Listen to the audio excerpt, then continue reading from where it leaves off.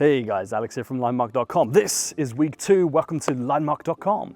Anyway, this week, what we've got planned for you guys, we are doing a line marking install in Ashby de la Zouch. This one is brand new lorry bays. We've got some zebra crossings, some walkways. We've actually got a tiny little bit of internal to do there as well. We're going to use a mix of MMAs and acrylics on this site. So we'll show you the spray marks going down, as well as grinding up the floor and installing them in the little warehouse that they've got there as well. We're gonna have to grind a bigger area because they've got a lot of AdBlue and chemicals on the floor that have spilt everywhere, and that stuff is super corrosive, so we need to get it really ground down so that it doesn't impact our paint.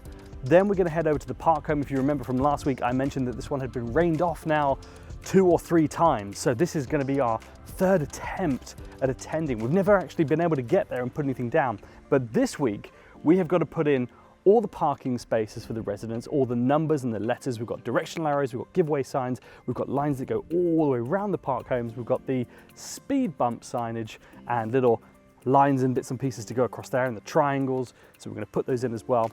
And then we've got one more job to do over at Forestry England. Now this one is going to be the full car park for Forestry England with the arrows, the giveaways, some double yellow, some hatching, and we've got some disabled bays. Now we're going to use an MMA product for the entirety of that install because I feel there's the cockerel that never stops. People think those things just go off at like 6 o'clock in the morning. Nah, not true. Those things go off all day.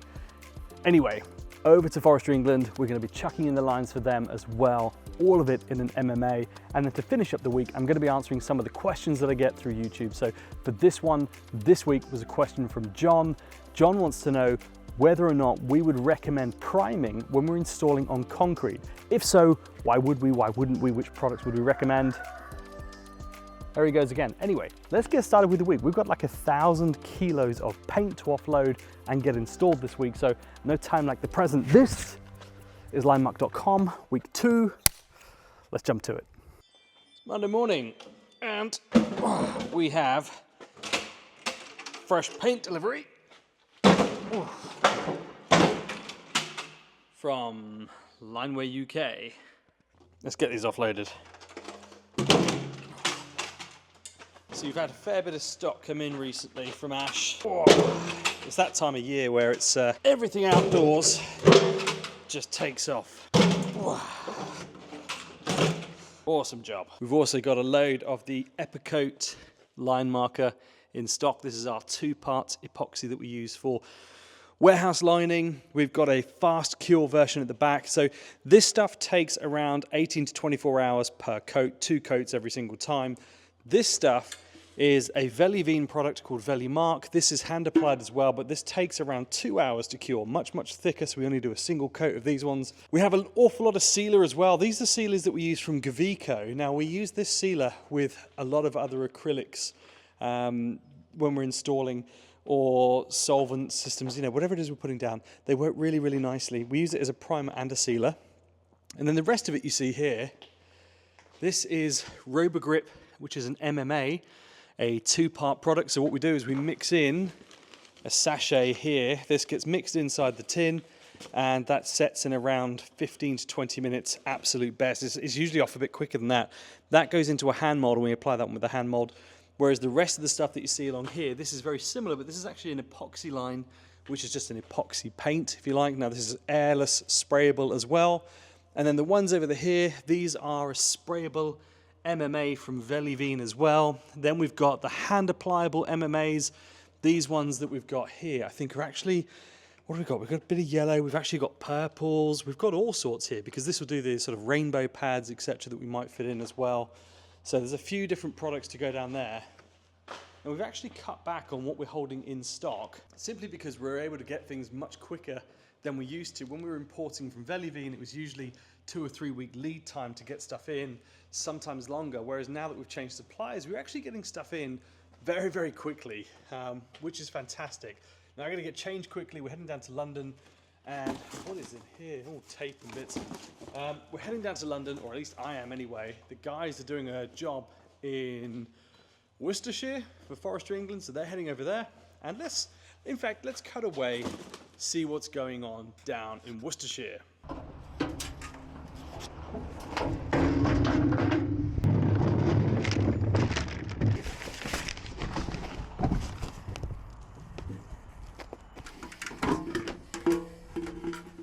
Yeah, I think it's probably best if we start in here.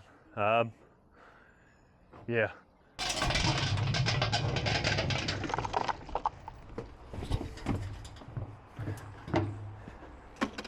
Tuesday afternoon, I realised I forgot to film this morning. The boys are out doing a job for me in Leicestershire with the hang gliding club, which is great because Harry went over, got a load of footage. In fact, let's have a quick look at that right now. I'll show you what we got up to there. So this is actually using a single part acrylic that we just offloaded from Ash, and we're spraying this out of one of the Titan machines. Now I know I said about the Titans not being my favourite and preferring my 5900, the Graco, but I have to say the line smoothness that you get from these Titan machines, these hydraulics, is so good. Last little bit we got here is just blacking out some of the areas, and then we're going to respray everything back in. So this is just putting down the disabled symbols, putting them in a bit smaller, a bit tidier, and that's it. It's a nice little job, this one.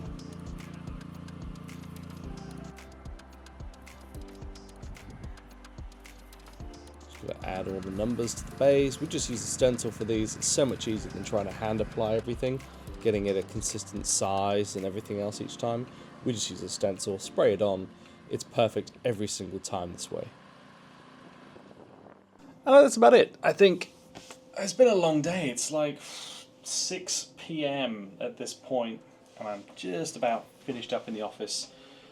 Long day. Do you know what? It's been. I had meetings this morning. I was on site. I actually took myself out to the Kino this morning for breakfast. My favourite, of course, because I thought I need something to start the day right. Long day in the office. Tomorrow I'm actually off work for a day, which I can't wait. We're going to go see Royal Blood down in London.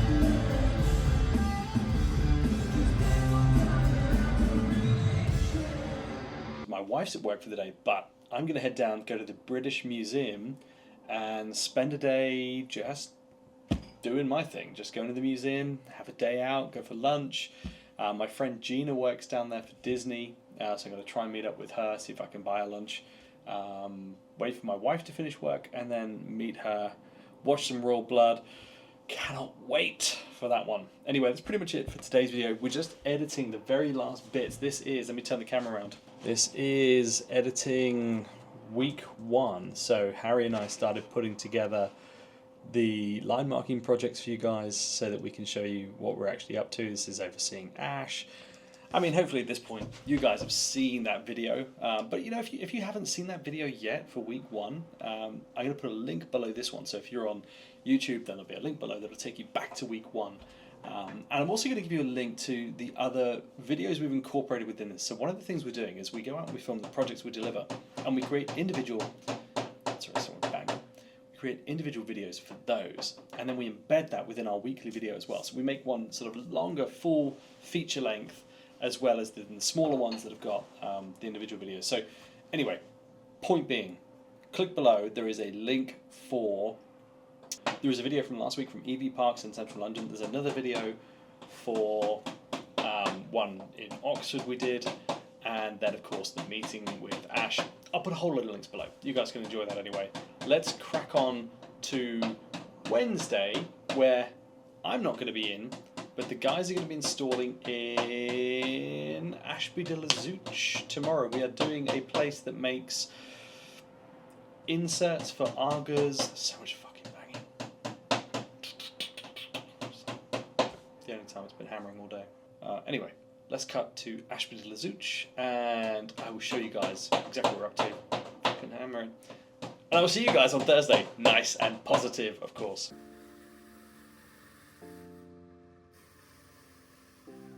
So we're starting out, as you can hear, with a little bit of grinding. Now, you could attach a vacuum, but honestly, the amount of cabling and hosing and everything else you've got to attach to the grinders to do it just isn't worth it. This one here, we've taped out the lines, and all we're doing is going to spray over the top because we're going nice and wide. Just look how good that looks once it's ground down. The Lee's spraying with the ES1000. This is the electric machine here. I wasn't so keen at first, but actually it's doing a great job.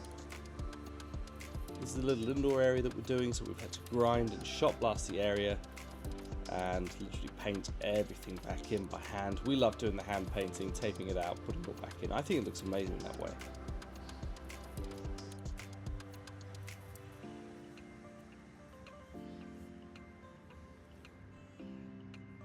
There's John mixing up. Looks like he's not doing much here. He's actually mixing. You can just hear the drill going in. All he's doing is mix up the paints before we apply anything, before it goes through the machines. Make sure we get it consistently smooth all the way through. Hey guys, Wednesday morning. I'm kind of not at work today, or kind of am. I've got some emails to send out first thing this morning. Just uploading the latest blog post for LinkedIn, which will come out on Friday when the full episode comes out. And of course, that'll be the very first of our weekly vlog series. Now, I've been thinking about doing the vlog series for a long time. And one reason or another, I procrastinated and not actually got on with it. I started watching my new favorite guy here. This is Daniel. If you guys haven't seen his at Ashby Weekly, this is kind of what's inspired me to actually pull my finger out and get on with it, because it's all well and good thinking about it and coming up with ideas. And we do lots of short form content, but then we get loads of people asking us saying, hey, can you do some longer stuff? Can you give us more of this, that, the other? And we tend to film just longer content on a single project. And I think that gets kind of dull. So doing it this way, we're splitting up the week where we're up to, what we're doing. And yeah, that's pretty much it. So this is me for Wednesday. The guys, however, are doing a project in Ashby de la Zouch, which is in the Midlands. Let's just say that. For anyone else in the UK, there is world outside of London. Yeah, definitely. Although we do an awful lot of work in London, there is a world outside it. So this one today is Ashby de la Zouch, and we're installing some walkways, some zebra crossings. We've also got some lorry parking bays. Anyway, I'm going to let them crack on, show you what's up, and I will see you guys bright and early Thursday morning. Let's do it. Hey guys, it is Thursday morning, super bright and early. Royal Blood last night was just incredible. Anyway, just got up to the farm because we had the roof cleaned the last couple of days. We've had some guys up basically cleaning all the moss and everything up. So it's a huge farm building we've got here. And it's on the edge of where I live at the farm just here, and then we've got all the buildings at the side here. Now, it's hard to see because there's a lot of sunlight behind, but the roof is super, super clean now, which is fantastic. You know, that's what we were looking for. And anyway, the idea was to basically clean all the moss off and then reseal it all to prevent leaks and any other sort of moisture or water. Now, we've never had that issue. The guys have left a fair whack of moss and mold. Look at all this. This is what's come off the ceiling. They've left all of that. The worst part though, now I appreciate it's a little bit untidy, but all of my stuff absolutely caked. Even the keyboards are like dripping with water over the computer for the laser cutter. And then all the equipment down here. I mean, this is what we were trying to avoid. So having it cleaned and then sealed, we've never had a leak, but now we've definitely got water coming through. And it's caked everything, absolutely, on all the equipment. We've just had it all cleaned all the workshop out, and it's now everywhere. Look at all these. Some of these are brand new bits of equipment as well. It's just crazy. It wasn't something we arranged. The landlord who owns the building arranged it and just said, hey, by the way, we're having it cleaned for you. I said, okay, cool. Then we're going to reseal it. But of course, the one thing they were trying to do was to prevent leaks. The one thing we've got, leaks, water everywhere, mud everywhere, soil, silt, whatever else it is. The one thing they were trying to avoid, caked it. That's so far for Thursday morning. Anyway, we've got the truck just about to go out. Boys just cleaning out the jugs. So burning out the side of the jugs and then the hand molds. Take a filler up. This thing costs like 350 quid or so to fill her up. She is super expensive to fill. Also got hand molds on the side. So this we picked up from BTEC Fabrications. They made this one at 600 wide for us so that we can get a couple of jugs on as well as the hand molds on the back. So they can all be heated up, and then obviously we've got the 40 gallon and the 60 gallon boiler on this side here. So we need to heat those up, clean them through, and then they are ready to run. There's also another little handheld sort of flamethrower-y attachment thing on the side. And that's about it really. One thing we were gonna do, we've got a disabled ramp sort of lifting on the side here. That is actually gonna go in place of the compressor. So the compressor we don't use. It's designed for an HCA, but we never run an HCA. Yeah, mostly down to my own preference because I don't like using them. To be honest, I'm scared of them. I hate them. They're so noisy, super dangerous. I don't like it at all. So we're actually going to take that off, put the lift in place instead, and then we can get a spray machine lifted up onto the lorry in place of where the compressor is. I think that'll do a better job for us. Anyway, I'm going to leave because, quite honestly, this is super messy. And you know, I appreciate, you know, the landlord's organised it to try and help, but the one thing he was trying to prevent is now caused. Instead, I'm going to head to the office because, well, I've got a fair bit to get on with. We've got new quotes, we've got all sorts of bits to get out the door, projects to follow up on, and quite honestly, I'm not needed here. I don't think I'm going to add any benefit being here other than get pissed off over the mess. Anyway, what we're going to do is I'm going to head into the office now. I'm going to leave the guys to get everything ready. I feel that me just standing around and you know, I'm only going to get pissed off with the mess. So I'm just going to leave them to it. Head into the office, do some quotes, follow up with some customers I've got a meeting in and out of 50 minutes and I need to get some food beforehand. So I'm going to rush in, grab some food, leave the guys to do that. And we're going to cut back to the job that we were supposed to be doing about a week ago when we got rained off. In fact, I think we've been rained off twice on this project. So let's cut over to that one in Bedfordshire. I'm going to show you the Park Homes site that we are line marking. And we're doing it all in thermoplastic. Let's have a quick look. I'll show you what we're up to.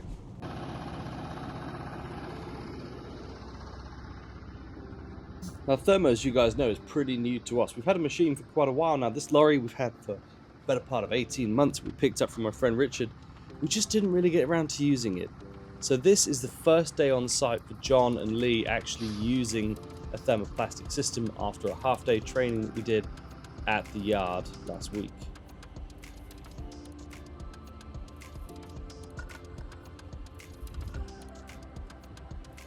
That's it. I think it looks pretty spot on, to be fair. I'm really happy with the job they've done on this one. More importantly, so is the customer.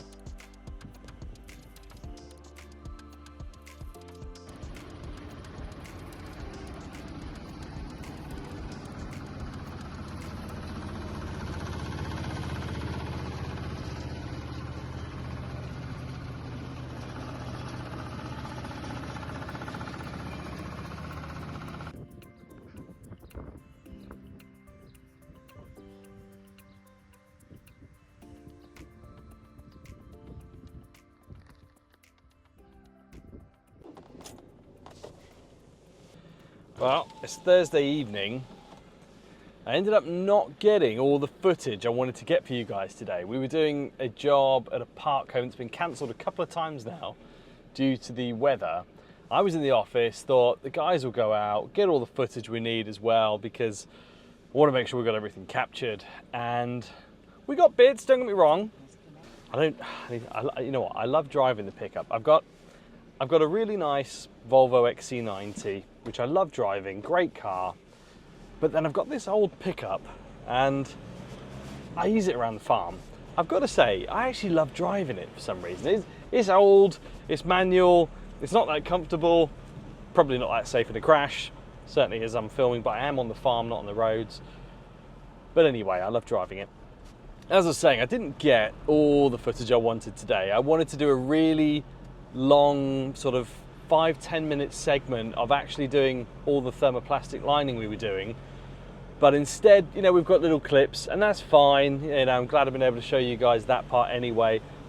It's been difficult because obviously this is the second week of filming longer form content for you guys, because up to now we've always done short form. Now short form's kind of easy, you know, you turn up, you film a project and we condense, you know, maybe an hour's footage down to 1.5 minutes to 2 minutes. And really we sort of cherry pick all those key pieces. But when it comes down to, tell you what, have a quick look here. I know I'm talking. This is what I love about where we live. It is just stunning. I have all this countryside. I appreciate there's high hedges this side at the minute because they haven't been cut down. But it's just gorgeous, right on the edge of Rockingham Forest that you can see just in the background. I love it so much. Anyway, the change from short form to long form content isn't without its challenges. As I was saying, we can do, an hour's worth of footage or half an hour's worth of footage, cut it down to a minute and a half, 2 minutes, and we show like the key piece there, and we normally film what we're doing, tag the customer, make a really short video. And that's been fine for the last 18 months, 2 years, but then we get people asking us now if we can do more content, longer form. And the problem with doing this, or not the problem, the challenge of doing this is that, like what I'm doing now, you have to provide context to what you're doing. You have to actually be able to tell a story without it being too dull and boring. And that's the part I find challenging. It's actually being able to tell a story that people want to hear, that isn't just a case of, oh, today we turned up and we did this job. Tomorrow we're going to do that job. I might walk my dog somewhere in the middle, because this is kind of dull, isn't it? And it's got to be fun, it's got to be interesting for people. And I realize now in week 2, that's the challenge I'm facing, is how do I just not be so boring and actually keep content going that's worthwhile watching, but still showcase the projects, still give you the information. And it's kind of a toss-up as to how, I got to change gear here. It's a bit of a toss-up as to how we keep it interesting, that I can keep giving you short form content that's good, because some people only want short form. And on LinkedIn and Instagram, that's really all we can get, 2 gig max. Whereas when it comes to YouTube, we can now do the longer form, 20 gigs say for a video, and that's cool as well. But as I say, comes with the challenges. Now we have to provide more narration and context to what we're doing. We have to be able to link projects together and provide a sort of an overview of what's going on and what's going well and what's not so going well, and what do you share, what do you not share. That's always a tough part as well, because not everything's as great as you always want it to be. We have ups and downs. I mean, I certainly go through my own ups and downs in business. We have good weeks and bad weeks. We have bad months. In fact, we have bad quarters, but we also have good ones. And then we have challenges. At the end of the day, we work with people, and one of the things I've found, and it's not an idea I came up with. I remember reading it in a book. I'm trying to think what the book was called, but essentially it was the difference between being effective and being efficient. And you can be effective with people, but you can't be efficient with people. You can only be efficient with processes and equipment, say machinery. But certainly with processes you can be efficient, but with people you just can't. And that's the challenge when you run a business. You're looking after people, and whether it's customers or staff, everybody comes with their own sort of baggage to a degree. You've just got to be able to manage that as best you can and deal with the people aspect side of it. You can't be efficient with that. It takes time, so you have to be effective.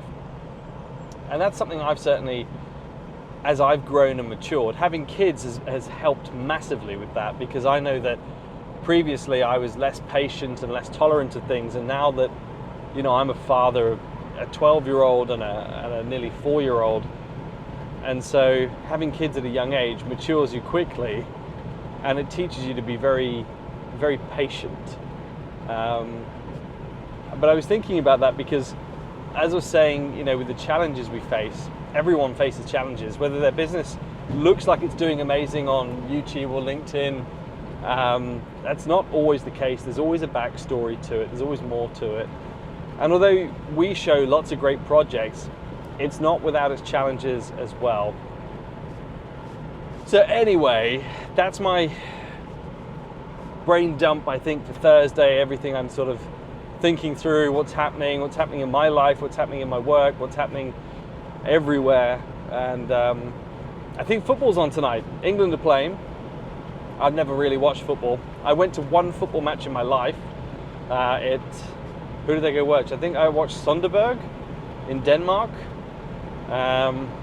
Anyway, I'm not a football fan. I got to be honest, I'm not a football fan. But I'm probably going to watch it because my wife will watch it. Although we don't have a TV, we'll watch it on. That's another thing. We've never had a TV, and people find that kind of weird. Well, we did have a TV years and years and years ago when we first met, but we've got laptops, so I guess we just watch on that now. Anyway, beside the point, I'm gonna grab a pizza on the way home, watch the football with my wife, and, well, I won't watch it. I'll read something different. But she'll watch it. I'll just sit in the room. And that's it for Thursday. Tomorrow, I think we've got a small job in Milton Keynes. Friday morning, I've got a few bits to do on the farm. As I was showing you earlier, we had the place cleaned, and, well, we had the roof cleaned in preparation for the new roof ceiling, and it's made an absolute mess of the place. So I gotta go clean that up in the morning. The boys are over at Milton Keynes, then we are at Honda in Bracknell. And I think that's it. Hopefully we'll end the weekend quite nice, but you know what, let's jump into that one tomorrow. I will see you guys tomorrow morning, bright and early. And action. Don't know what I'm saying, that's only me here. Anyway, this is week 2. It's Friday, 21st of June. Welcome to Friday if you're watching the long form content on our weekly vlog series. If you're watching this just on YouTube, LinkedIn, or Instagram as the short version, the condensed down one, you can find us online. You can head up to YouTube, find Alex C. Irving, I think. In fact, let's double check it. Yeah, that's it. Head there, and then you'll be able to get the longer form weekly vlog series. So if you're watching that one, welcome to Friday. If not, then hey, hope we see you there soon. Anyway, this video, let's do it. This is take 211, give or take, because I filmed it wrong so many bloody times so far. There's so much noise. The thing is, you're on a farm, there's tractors, there's digging, there's airplanes flying over. It's both a curse and a blessing. I love being here, but sometimes the background noise you get is so loud. Unbelievable. Anyway, this is like take 211. This video is all about, let me bring it up. It was a question I got on YouTube yesterday. So John here dropped me a message. He says, hey Alex, was chatting to you recently. What kind of paint are you using for the bricks and the concrete, and do you use a primer? I use Mion's Violine, but I prime it first. Thanks, and keep up the videos. Now, I responded to John, and it's a little bit War and Peace, I'll be honest, because I go on and have paragraphs and paragraphs and paragraphs and paragraphs and I figured, that's all well and good, but maybe I could make a video that would just explain it that little bit better. Now, when we give our customers a quotation, it has a video embedded that discusses the paint options, because we give a base price, and the base price will be here. But then we have options to say, if you want this paint, it'll cost this extra, and this paint is this bit extra, and so forth and so forth. And so we explain that within the videos for the customers when we give the quote, but I figured maybe I could do a better one for you guys that are watching, just to explain the products a little bit further so you can make a decision. Now, as an added benefit for this, I'm also going to show you a spreadsheet in just a second that we use that helps us really work out our pricing as well. But let's cut back to that part in just a moment. To start out with, there are 3 main products that we would use. We use a hand applicable MMA, we use a sprayable MMA, we use an acrylic. Those are really the 3 products that we would use when we're doing line marking on concrete or block paving. The one thing we never do on any of those surfaces is, of course, thermoplastic. Don't ever put thermoplastic on block paving. It's just, when you see people do it, you just think, fuck, dude, seriously? Anyway, let's cut back to this. The thing you're going to be interested in here, and the reason I was explaining how we have a base price and then we work ours up based on the products, is because each of these products has a different price and a different benefit. Depending, let me move the camera. Now, depending on your customer's project, they may only be able to afford to go to an acrylic, get the lines down on the ground, that's maybe all they're looking for. Other people want longevity, and they're going to go, okay, we want maximum longevity. The initial price we're okay with paying a little bit more because we understand we'll get longer out of it, so we're going to go for an MMA. And of course, everybody's different when it comes down to it, but I think really that comes down to how well you explain it to your customers and explain the value of each of the different products, as opposed to just blanket going in with this thing and getting, you know, less than perfect or ideal results. So let's start out with the most durable product that we would use. This, of course, is an MMA, and it's hand applicable. Now, this is a little baby tin. I think it's an 8 kilo, really good for those small little areas. If you're just putting in a couple of parking spaces, nothing major, or you're doing a little bit of hatch work, something like that, one of these tins is great. Now, this particular tin, you will get 4 linear meters per kilo out of this. And we're gonna get 32 linear meters out of the entire tin. This one costs £50, and when we use it, we need to use a BPO that we mix into it. So we mix a sachet, give it a swirl. In fact, let's jump over and I'll show you exactly what that looks like in orange on the ground. Love it.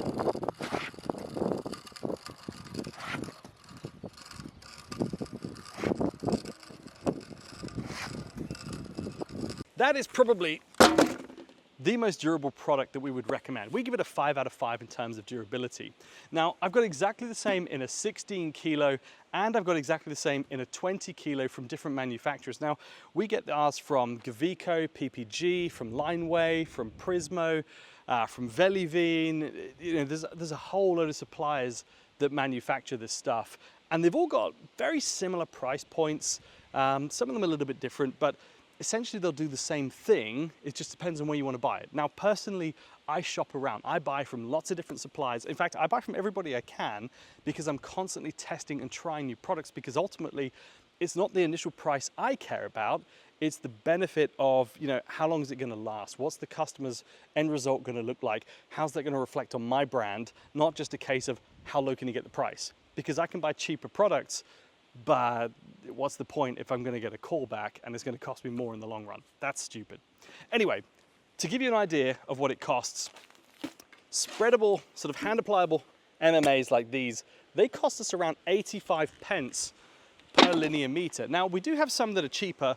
This one here, for example, is a RoboGrip. This is made by PPG, which I believe PPG, also Ennis Flint, have now separated from Prismo. Prismo is now separate. Either way, it comes in at £62 for 20 kilos of this stuff. So it does come in cheaper, but ultimately we're paying around about the 85 pence a linear meter for most of our projects that we install this on. That means that what I want to know is, what's the difference between the cheapest product, the mid-range, and the most expensive product? And I like to know exactly what my options are. I always keep mine to a maximum of 3 options for my customers. But as a rule, I would say it's around 85 pence a linear meter for the hand applicable MMA. It's brilliant on every single surface. The next one we have available would be this. This is a sprayable MMA. Now, for argument's sake, you can go to multiple manufacturers. We go, Gavico do it, PPG again do it, Velivine do it. We use Ash at Lineway. Again, there are loads of different places you can buy this. As a rule, I would say you're going to spend around £250 for a 25 kilo of this and around 32 kilos of beads. Now, when you're doing these, although for the hand applicable, we're going to mix in a small sachet, but for these products, we're actually going to use a drop-on glass bead. Now, the drop-on glass bead is coated with a peroxide that acts as the curing agent. So that's our catalyst mixed onto the bead. We sprinkle that on top at a rate of around 1.4 times the paint quantity. So for example, if I'm going to use 1 kilo of paint, I'm going to use 1.4 kilos of a coated glass bead. So to give you an idea, this one, although it sounds expensive on the face of it, it is cheaper than the hand applicable because it goes further. We get around 350 linear meters out of one of these tins for £250, which means on average, this is going to cost us 74 pence per linear meter. Now, again, it does depend on where you're going to. We also have to take into consideration the shipping cost. The Gavico products, for example, we get in at 250, whereas when we went back to Velivine, it snuck up to nearly 300 by the time we had the shipping in, coming into the UK. So, depends on where you're going to buy it from, but roughly 74 pence a linear meter for sprayable MMA, 85 pence a linear meter for hand applicable MMA. This, by far, would be my favorite choice, the hand applicable.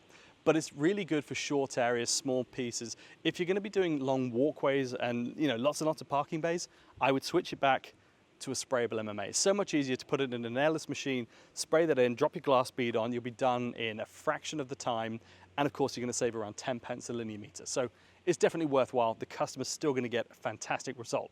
Now, of course, if your customer then still doesn't have the budget for the MMAs, what other options you got? Well, we have these products. Now, the products we have over here, these are all very, very similar, but we've gone to multiple manufacturers. So we have a Prismo epoxy line. This one's from PPG, Ennis Flint, whatever they're going to call themselves today, I'm not too sure now. Originally, it was a Prismo epoxy line. I don't know if Prismo is separated from PPG, so I don't know if there's a PPG version, and then of course an Ennis Flint version, whichever way they're going to do it. Either way, this is one product. The Lineway that we have below is very much the same product. This one comes from Lineway, obviously. I really, really like it. I think it does fantastically well, and we get through an awful lot of it. I also have the 3S route. Now, this was originally called HS route, and I believe Gavico bought a company in France called Ore Paint. And when they started manufacturing in the French plant, they changed the name from HS route to 3S route. Now, as a general rule, these products, oh, sorry, there is one more. Under here, we have the Meon Via line. The Via line, again, very similar to these products. The real difference I see between all of these is the quantity sizes. These ones here, 25 kilos, whereas the Via line comes in a 20 kilo. Now, in terms of pricing, these are all priced very, very similarly. I think, in fact, we've just had a price reduction from Gavico to bring them all in around the £90 mark, roughly, for each of these tins. So all of these, exactly like the sprayable MMA, will cover around 350 linear meters at 10 centimeters, 4 inches wide line. Now that's the way we work ours out, because most of ours is lines, but if you were working it out as square meters, 35 square meters approximately, but we do ours in linear, so 350 linear meters. Now in terms of what these cost, as I said, these are all around the £90 mark. When we're working out the 350, of course, all we want to do is do our 350 divided by 90. It's around 26 pence per linear meter. So in terms of cost difference between these products and the MMA, you'll see there is quite a significant difference. The exception to this one is the Via line. Now, Via line is a lot more money. This is a 20 kilo as opposed to 25, so we get less in the tin, but also this is priced at around £145, which means when we're looking at a linear meterage price, obviously it'll cover less. This will do 285 linear meters, give or take, versus 350. And the price will jump from 26 pence a linear meter to around 52 pence per linear meter. Now that's the main reason we don't use Via line and we opt for the other products. It's simply twice the price, and I feel that I don't see twice the worth on it. So for me, it doesn't make sense, but that's not to say it's not good. I have used a lot of Meon products previously. They have performed fantastic. I've never really had an issue with their products ever.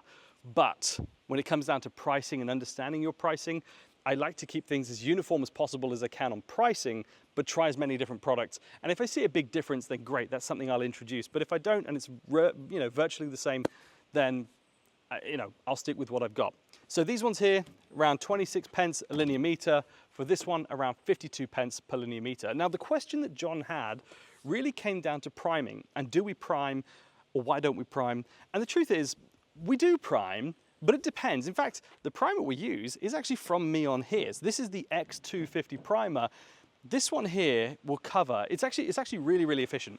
So this is a 25 litre tin. Let me spin that round ever so slightly. 25 litre tin, it is 312 pounds for this tin, and I get around 1,250 linear meters, which means it costs me around 25 pence every linear meter to fit a primer. Now, whether or not you need to fit a primer, I think it very much comes down to the surface itself, because some surfaces like the one we've got here, let me show you this one. This is a really rough, old surface. And although we would shot blast, grind, jet wash, whatever we might want to do, the truth is the surface is in such a bad condition, I would absolutely fit a primer. Even after grinding it down, I would still fit a primer on it, because I just don't think it will stick very well to the surface at all. In fact, I know it won't stick to this surface because I've done it so many times, but I would definitely fit a primer on this one. But other surfaces, we find that actually adding that primer in doesn't necessarily provide the benefit. Sometimes it does. Now, you do get primers specific for tarmac, for concrete, for MMAs, for acrylics. There are specific ones. This one here is for concrete, and it's a universal one, and I think it's brilliant. The great thing about this is you can put it into a spray machine and you can spray it as opposed to hand roll it. Now, if you're doing the spraying versus the hand rolling, I find we get more out of it, because when we hand roll, we go in really, really thick. I don't know if it's just us, but we tend to waste loads when we're hand rolling it, and it spills, and we end up tipping it into like a scuttle, and then somebody leaves it out and it goes dry, and we end up ruining it. So I end up finding that actually when we spray it, we seem to do much better out of it. We get around 1,250 linear meters, but when you're looking at the cost for your project, it will add around 25 pence a linear meter. Now, if you're already paying, let's say for the via line here, 52 pence plus the 25, you're now at 77 pence a linear meter, which puts you very much on par with what we'll pay for a sprayable MMA. Now, of course, that sprayable isn't including a primer at this point, but if you wanted to add a primer, it's going to run you to about £1 versus 75p. I honestly think I would go for the MMA at that point, which is why, like I said, the Vialine, although it's very, very good, it's not a product that we find that we use enough because the price point's just way too high for us. Now, when it comes down to fitting primers on, I think, as I said, there's definitely a time and a place to do it. The key thing you're going to need to know, though, really is how much is it going to cost you to fit each of these products. Now, the easy way to work this out is I use a spreadsheet. In fact, let me cut over. I'm going to show you what I use for the spreadsheet because this is what I've used since I started. I worked out all my product prices, what it costs for everything I do. So everything from disable bays, signs, symbols, text, loading bays, tennis courts, whatever it is. I wanted a fixed price for my customers, but I also wanted to know how much money does it cost me based on each product I might use, what my return on investment's going to be, what my profit's going to be, what my cash flow will be on it. That's one of the most important things that I think people miss on. So we're going to cut across to that right now. I'm going to show you exactly what we use for our spreadsheet. And if you're interested in getting hold of a copy of the spreadsheet, I'm happy to give you one free of charge. I'm not going to give you my pricing. So what I'll do is I'm going to blur my pricing out on the side because quite honestly, my prices reflect my company. They're not going to reflect yours because we're different businesses at different price points. I would say that we're very much more of a premium price point than most other companies. And of course, if you want to charge that, you need to reflect that in your business. So I'm going to blank that part out, but I will happily give you away free of charge the copy of this spreadsheet. You can download it, add in your prices for everything you charge, add in what you're paying for each of your material prices. It'll tell you exactly what your charge is, what your profit is, what your ROI total is for a project. It's super quick and easy to do.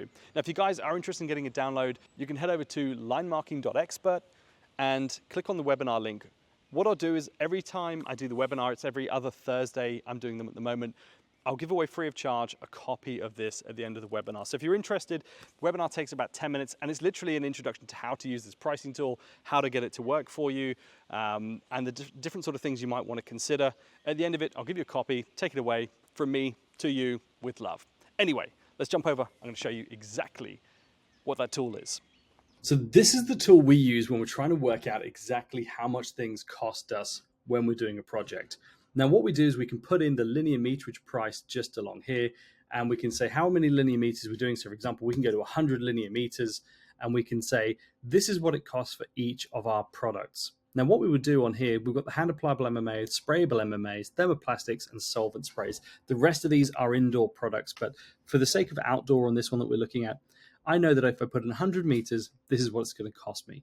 Now, I also put in a few other bits of information that I think are really useful here. So for example, the reason for choosing each of these, this one's a quick to cure and it's a low cost. This one's an industry standard product with thermoplastics. That's why I might go for it. Sprayable's good and it's tough. It's also reflective, but the hand applicable, best all round. So what we do then is we give them a grading, 3 out of 5, 4 out of 5, 5 out of 5. We then say where they're best used, so concrete or tarmac, concrete and tarmac. And then we say what's included. So for example, with the MMA, it includes the peroxide beads, the BPO that we're putting into it. With the MMA sprayable, we're going to include the coated beads. And with the thermoplastic, we work out how much gas on average we'd use per linear meter as well. So we include that in there. Now, the last column on here, this tells us the price difference between the cheapest and this product that we're selecting. So for example, if I wanted to do 100 linear meters in solvent spray, it would cost me £33. If I wanted to do that same 100 meters in thermoplastic, it would cost me around £40. Now, the difference is this column here, which is £6.67. Not a huge difference, and I think you'd get a better finish on tarmac. But if I wanted to change this to a sprayable MMA, I know that the cost difference is £41.04 more than my solvent spray, which is £33.33, which means the total I'm going to pay for the sprayable MMA is £74.38. That's quite a bit of a difference.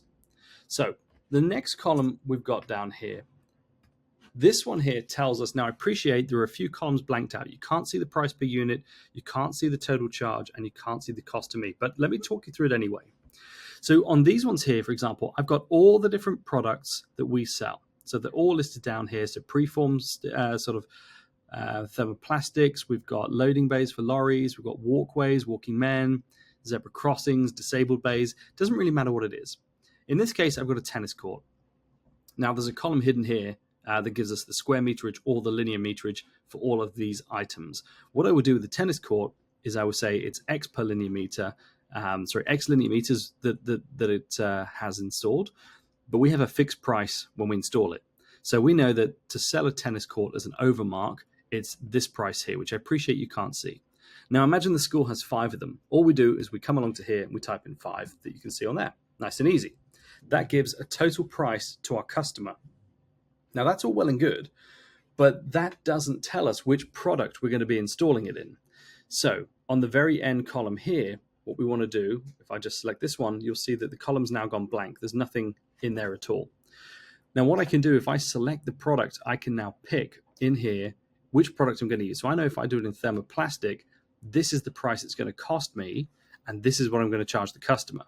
Now what I really want to know here is exactly what my ROI is, and this information tells me. So if I now go to the very first page just over here, the return on investment, this tells me, and again, I appreciate that this one here is blanked out.